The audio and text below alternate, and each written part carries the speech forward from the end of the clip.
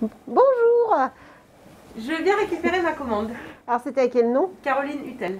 Et c'était quoi? Un panier soutien du producteur. D'accord, je vais vous chercher ça. Réserver en ligne et venir chercher sa commande de fromage directement à la boutique.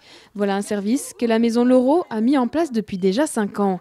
Et si la boutique n'est pas fermée en temps de confinement, proposer ce service de click and collect a tout de même ses avantages. C'est surtout pour amener une certaine forme de service à nos clients, qui est une certaine forme de sécurité, fluidifier les files d'attente devant la boutique. On a amené de la visibilité, de dire, en fait, des clients qui se sont rendus compte que nous avions un site internet, que nous étions, ouverts aussi, parce qu'on a amené une certaine forme de lien sans pouvoir forcément se parler.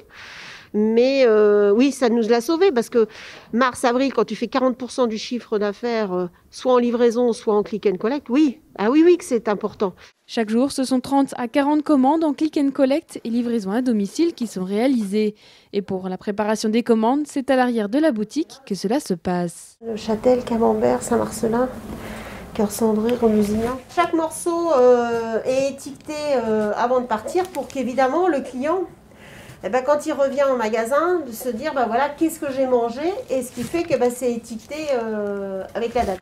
En novembre, Christelle Leroux compte accentuer la communication sur ses services, avec pour ambition d'habituer les clients à ce type de vente, afin de réussir la période de Noël. Une période tout aussi cruciale pour les magasins de jeux de société. Chez Philibert, une table a été installée à l'entrée de la boutique pour que les clients viennent récupérer leurs commandes. Bonjour. Bonjour, je viens récupérer ma commande. Oui, est-ce que vous pouvez me donner le numéro de la commande, s'il vous plaît? Alors c'est 1 200 000.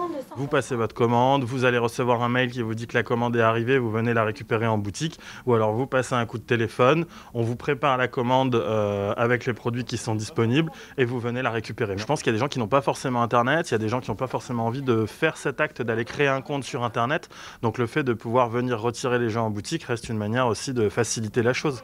Ici, une quarantaine de commandes sont récupérées chaque jour, alors que la boutique strasbourgeoise représente 10% du chiffre d'affaires du leader de la vente de jeux de société en France.